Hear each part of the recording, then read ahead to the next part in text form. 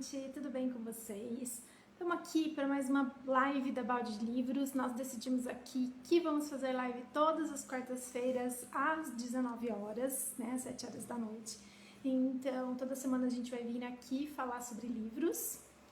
E, bom, já quero aproveitar para convidar vocês também para conhecer o meu Instagram particular, que é o Marina e Seus Livros. Eu vou deixar o arroba na descrição depois. Essa live vai ficar salva aqui, tá bom?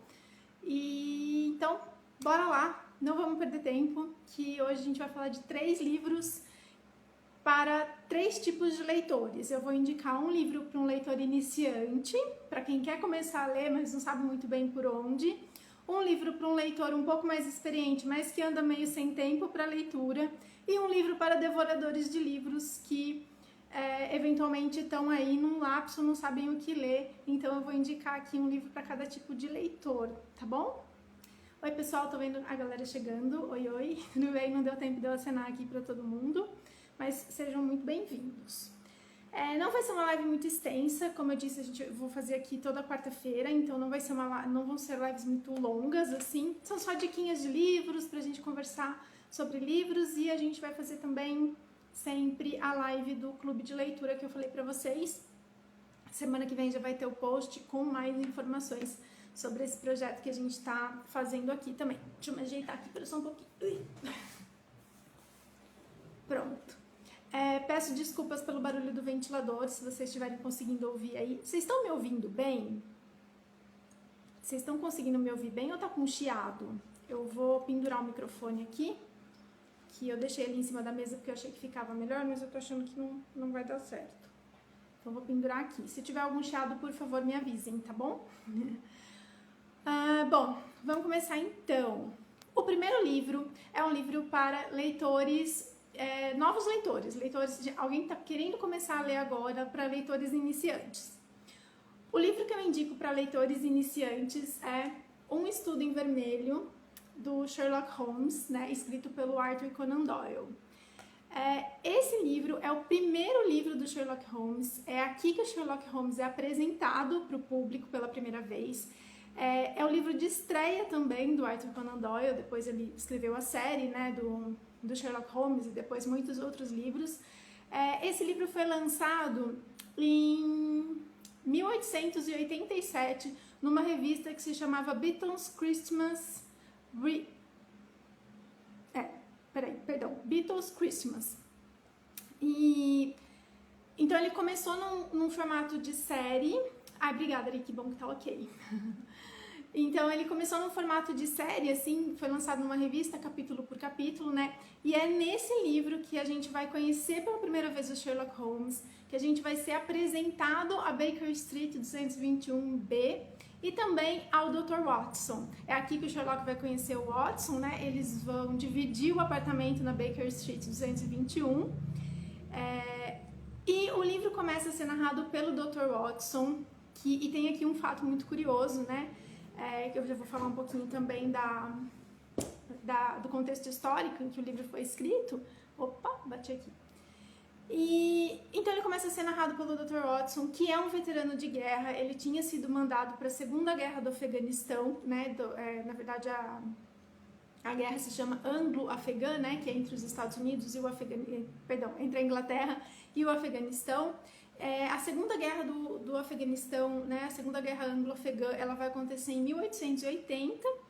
Ela termina em 1880, né? E o livro se passa em 1881. Então, o Dr. Watson é um veterano de guerra que está se recuperando de uma lesão que ele teve, né? Na guerra, e aí ele vai querer dividir apartamento com alguém, porque o custo de vida naquela Londres lá do final do século XIX, assim como hoje, é muito alto. Então, ele vai procurar aí um roommate e vai encontrar o Sherlock. Bom, ele vai descobrir que Sherlock é um detetive particular e o Sherlock vai ser convidado para solucionar um caso. Ele vai ser convidado pela polícia inglesa para solucionar um caso. E a primeira parte do livro, então, é contada pelo Dr. Watson, que acaba se envolvendo nessa investigação e apresentando o Sherlock para o público. E a segunda parte do livro, ela vai se passar nos Estados Unidos, que é a solução do caso mesmo. Ela é narrada em terceira pessoa por um narrador onisciente, né? Então, na primeira parte, em primeira pessoa pelo Dr. Watson, na segunda parte, em terceira pessoa, lá nos Estados Unidos. Lá nos Estados Unidos, a trama vai se passar em Salt Lake City, dentro de uma comunidade mormon. Então, é interessante a gente perceber o Arthur Conan Doyle trazendo isso para a realidade inglesa, né? Porque realmente não era uma coisa, acho que até hoje não é muito comum na Inglaterra, e naquele tempo muito menos. E ele vai trazer esse universo, né, de Salt Lake City, da Igreja Mormon, para o contexto ali da Inglaterra.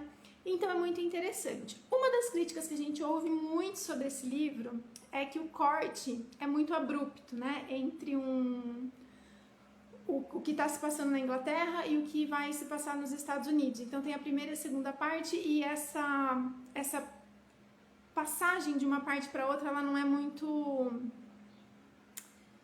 suave, ela não é muito sutil, é um corte muito brusco. Essa é uma das críticas que a gente vê ao livro, mas a gente tem que lembrar que ele foi escrito em formato de novelinha, né? Ele era publicado em capítulos nessa revista, eu não sei se é semanalmente ou quinzenalmente. Então a gente tem que lembrar disso, né? Que o leitor ficava aí com um gap de alguns dias, de pelo menos uma semana, para poder ler o próximo capítulo. Então, para quem está lendo em série, essa quebra não é tão abrupta, ela não é tão, vamos dizer assim, tão grosseira, né? Como para quem está lendo no livro, que tem acesso a ler o quanto quiser, né? Numa sentada só. Então, algumas coisas importantes que eu queria trazer aqui do contexto histórico. Eu estou aqui com a minha colinha para eu não esquecer de falar nada para vocês, né? A primeira coisa é que o Sherlock Holmes, esse livro foi escrito em 1880, ele é publicado em 1887 e ele se passa em 1881. E o Sherlock Holmes, o personagem Sherlock Holmes, a gente pode ver ele como uma crítica à polícia inglesa da época, né?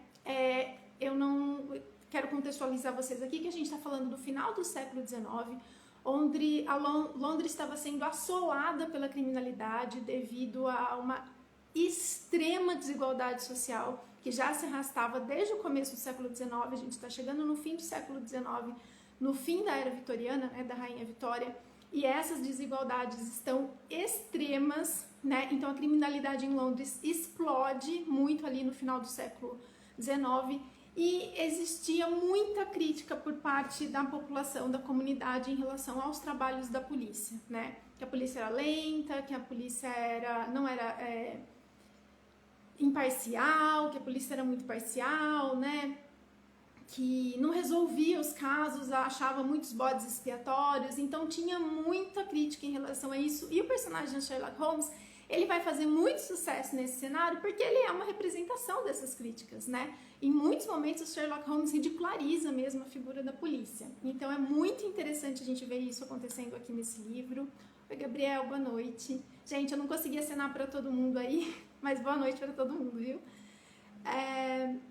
Então, a gente vai ver ele ser bem recebido também por isso. Além, lógico, de ser um livro muito fluido, uma leitura muito simples, do Sherlock Holmes ser uma figura que apesar dele ser bastante contraditório no sentido de que ele não era muito comum para os padrões da época, né? Ele era uma pessoa excêntrica, mas apesar disso, e até por isso ele vai chamar muito a atenção, ele vai conquistar o público logo de cara, né? E a segunda coisa que eu queria chamar a atenção nesse livro, que ele cita muito por cima, mas a gente pode entender como uma forma também, não de uma crítica, mas de uma lembrança, assim, são as guerras anglo-afegãs que estão acontecendo ali no século XIX. Então, são 3 guerras que vão acontecer entre a Inglaterra e o Afeganistão. A primeira é em 1839, ela vai até 1842. A segunda é entre 1878 e ela vai até 1880, que é a guerra que o Dr. Watson participou, né? O personagem participou. E a outra guerra ela vai acontecer em 1919. Essas guerras acontecem no contexto do conflito entre a Inglaterra e a Rússia por um poderio maior ali na região da Ásia.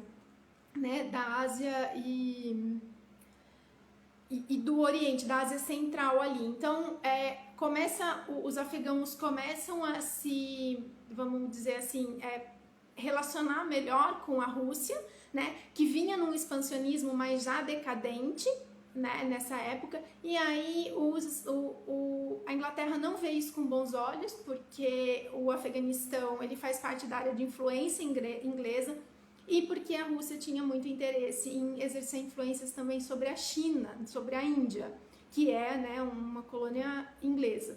Então eles vão começar essa guerra, a Inglaterra vai entrar em guerra por 3 vezes com o Afeganistão, todas pelo mesmo motivo, e na última guerra, que dura só alguns meses, em 1919, a Inglaterra acaba, vamos dizer assim, vencendo essa disputa, porque a gente está aí no fim do declínio do Império Russo, né, do fim da época dos czares da Rússia. Em 1917 a gente tem a Revolução Russa, a Rússia está passando por muitos conflitos e não consegue segurar esse conflito, e aí a Inglaterra acaba vencendo, mas o Afeganistão também, nesse momento, se torna independente, né? Então, é um conflito que meio que a Inglaterra não vence, mas também não perde, vamos dizer assim. Eu achei interessante ele citar isso nesse livro, porque nessa época, em 1887, quando o livro estava sendo lançado, e desde 1880, que é quando a guerra acaba, existia muitas críticas e muitos questionamentos acerca dessas guerras, né? E muita gente criticava justamente porque, assim, a gente está passando dentro da Inglaterra por um momento de extrema desigualdade. Eu vou falar um pouquinho sobre isso numa live que eu vou fazer lá no meu perfil sobre Jack Stripador. Os crimes do Jack, eles acabam em 1888, que é um ano depois que esse livro é lançado. E então a gente tem que entender bem esse contexto e por que de muitas maneiras, embora seja um livro de ficção, ele gera também algumas críticas para a sociedade daquela época, ele vai gerar algumas discussões em torno disso. Então é um livro muito bacana para quem está começando a ler, para quem quer começar a pegar o gosto pela leitura, qualquer um do Sherlock, mas eu vou indicar esse aqui, Um Estudo em Vermelho, que é o primeiro, que é onde Sherlock vai ser apresentado. Então, se você quiser conhecer o Sherlock Holmes desde o começo, começa por esse aqui, tá? Agora, a gente vai começar a falar de uma leitura para leitores que já são um pouco mais experientes, mas que andam meio sem tempo de ler. Para quem está mais afastado da leitura por questão de tempo, mas que já lê, já gosta mais de ler, já está um pouco mais familiarizado com a leitura de ficção, tá? Vou tomar uma aguinha aqui, tá? Secou a garganta.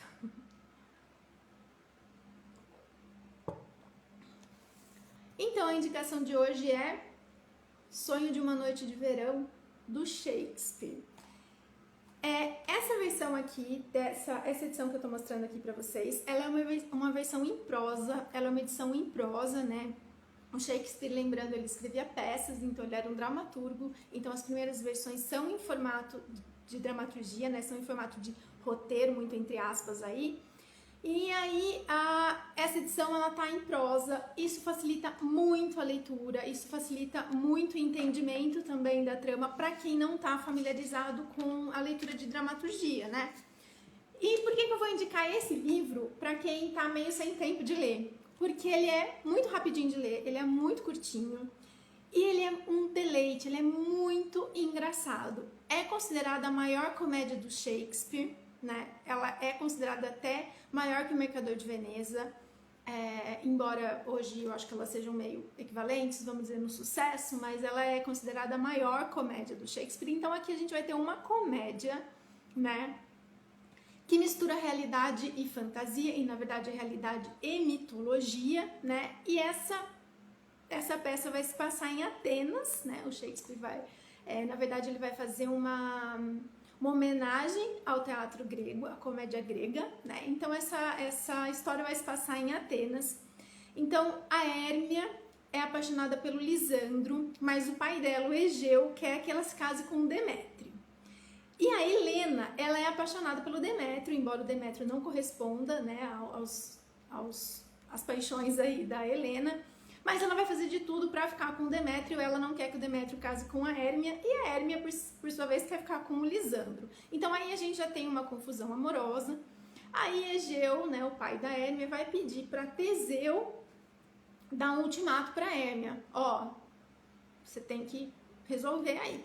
E aí o que Teseu faz? Fala assim, você tem 3 opções. Ou você se casa com Demétrio, ou você vira freira, né? É uma espécie de freira, ela vai lá para uma espécie de convento da religião grega da época, né? Ou você morre. Você tem aí 3 opções. Diante disso, a Hérmia e o Lisandro combinam de fugir e eles vão fugir para a floresta, né? A Helena fica sabendo disso e conta pro Demétrio, né? Bom, isso tudo, gente, é logo no começo do livro, não é spoiler, tá? É só a apresentação do cenário onde essa história vai se passar. A partir daí, eles vão para a floresta, eles vão fugir à noite para a floresta, né? Então eles estão lá na floresta e a floresta é povoada por duendes, fadas, animais encantados. E aí a gente vai ter a figura de 2 deuses aqui comandando essa floresta. E aí, gente, vai enrolar uma confusão amorosa tão grande entre esses 4 personagens, porque um dos deuses começa a interferir nesses relacionamentos, nesses amores e tal. Bom, no final do livro tem uma surpresa, mas o livro é inteiro muito engraçado. A gente ri quase em todas as páginas, é realmente uma comédia até hoje, mesmo para os nossos padrões aqui do século XXI. Ele é muito engraçado, tem histórias muito bacanas rolando aqui no livro e é rapidinho de ler, então se você já é um leitor um pouco mais familiarizado com leitura de ficção, esse livro aqui é uma ótima pedida para você sair aí de uma ressaca literária, é rapidíssimo de ler, é uma história que, bom, para quem gosta de livro, é meio que obrigatório, né? Shakespeare é meio obrigatório, e essa versão em prosa tá imperdível, ela é muito fácil de ler. Tem a questão da poção do amor, vai rolar uma poção do amor, então acaba ficando muito engraçado as confusões que vão acontecendo ao longo do livro, e parece que não vai dar certo, mas no final acaba sendo muito interessante e bastante surpreendente também, tá? É uma leitura rápida, fluida e engraçada, então fica aí como indicação para quem gosta de ler, mas não tem muito tempo, tá meio aí numa ressaca de leitura, tá? A minha última indicação aqui é para quem já lê muito, né, mas tá procurando uma leitura diferente, tá procurando uma coisa que não é muito falado, não é muito mainstream, então eu vou trazer aqui Os Elefantes Não Esquecem, da Agatha Christie. Nossa, mas você vai indicar a Agatha Christie como uma coisa que ninguém conhece muito? Bom, esse livro em especial da Agatha Christie, ele realmente não é muito conhecido. Acho que é mais quem é fã da Agatha mesmo, que conhece essa história e leu já o livro, já conhece, né? Ele não é muito assim, famoso, vamos dizer. Então, e ele foi publicado em 1972, eu acho que 3 ou 4 anos antes da morte da Agatha Christie. Ela tinha 81 anos quando ela escreveu esse livro.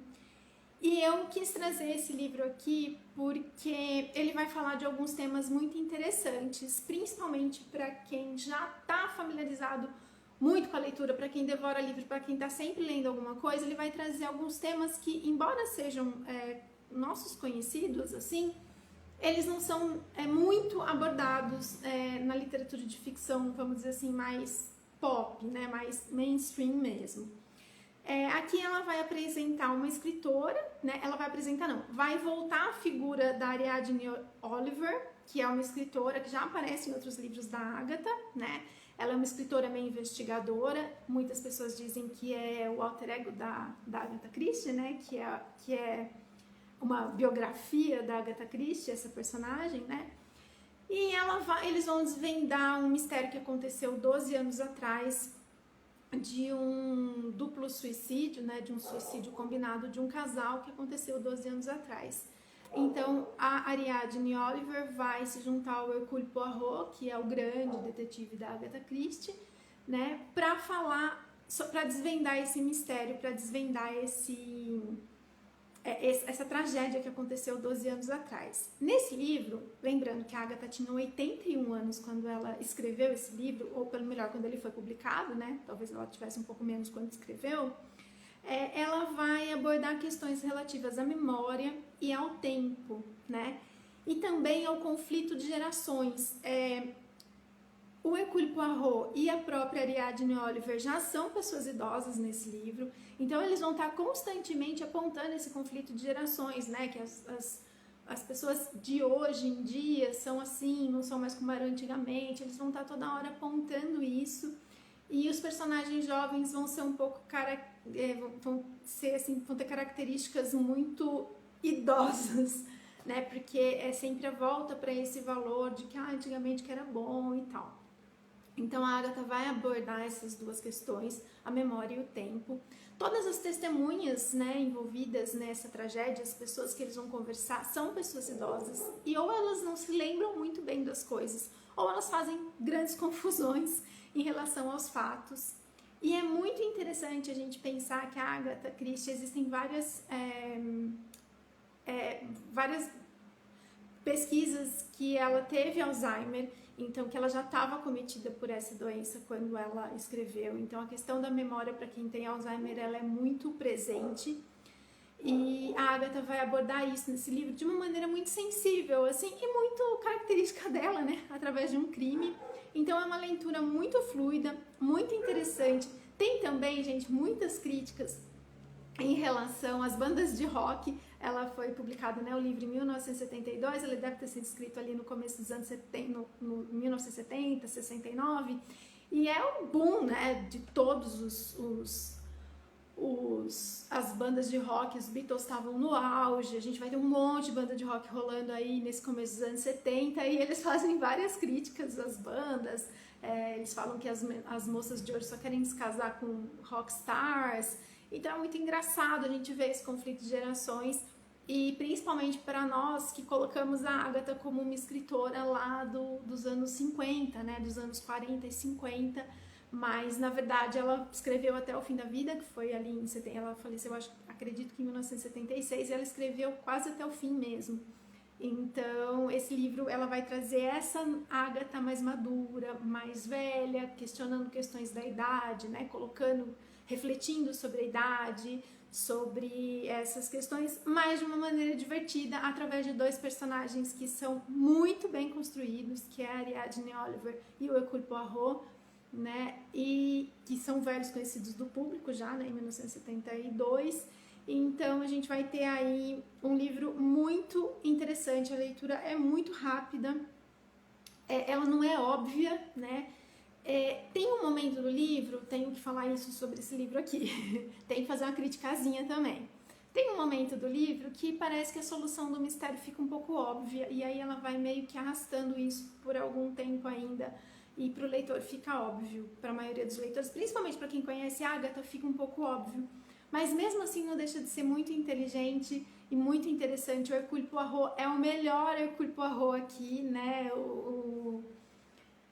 Toda a genialidade que a gente vê, por exemplo, no Assassinato do Expresso Oriente, a gente vai ver aqui, né, do Hercule Poirot. E é uma também das últimas aventuras do Hercule Poirot. Depois eu acho que ela vai escrever só o Não Sobrou Nenhum, que é o último livro do Poirot, né? Então eu acho que para quem gosta de Agatha e para quem gosta de suspense, esse livro é imperdível, mas só se você já tiver lido outros da Agatha, porque senão esse aqui realmente pode ficar pro fim da fila. Se você ainda não leu Assassinato no Expresso Oriente, se você ainda não leu os livros da Miss Marple, né, que tem a Miss Marple como detetive, então recomendo que você leia aqueles antes de ler esse aqui. Mas se você já é um leitor ávido, voraz, esse aqui, Os Elefantes Não Esquecem, da Agatha Christie, fica como a minha indicação para leitores vorazes. Os 3 livros nós temos aqui na Balde de Livros, tá? Nós temos os 3 aqui disponíveis à pronta entrega na Balde de Livros. Eu sempre tenho, eles sempre vêm, mas hoje eles estão disponíveis. Se alguém tiver interesse, é só mandar um direct aqui pra gente, que a gente vai conversando sobre entrega, sobre como funciona aí o nosso trabalho, tá bom? Bom, acho que era isso que eu queria falar hoje, então só vou dar mais alguns recadinhos finais pra gente combinar, pra refrescar algumas coisas aqui. Vamos ter live toda quarta-feira aqui, ou com dica de livro, ou com análise literária, né? No fim do mês, a última quarta-feira do mês, provavelmente, eu vou trazer o livro do Clube do Livro. No começo do mês eu vou lançar a enquete do Clube do Livro pra gente escolher junto qual livro a gente vai ler, né? E no final do mês eu vou fazer uma live aqui pra gente conversar sobre o livro. Quem tiver interesse de participar é só mandar mensagem ou pedir aqui pra participar mesmo ao vivo da live. A gente combina isso na hora e vamos ver no que dá. Enfim, é o começo de um clube literário, vamos ver como isso vai caminhar aí, se vai dar certo ou não, mas estamos aqui toda quarta-feira ao vivo, às 19 horas, para falar sobre livros, ok? Então é isso, espero que vocês tenham gostado das minhas dicas. Por favor, deixem aqui nos comentários também dicas que vocês têm de leitura, que vocês acham interessantes, que eu posso trazer também resenhas ou análises sobre algum livro. Se vocês quiserem, por favor, coloquem aqui pra gente discutir. E é isso. A gente se vê na próxima quarta e até mais. Boa semana. Tchau, tchau.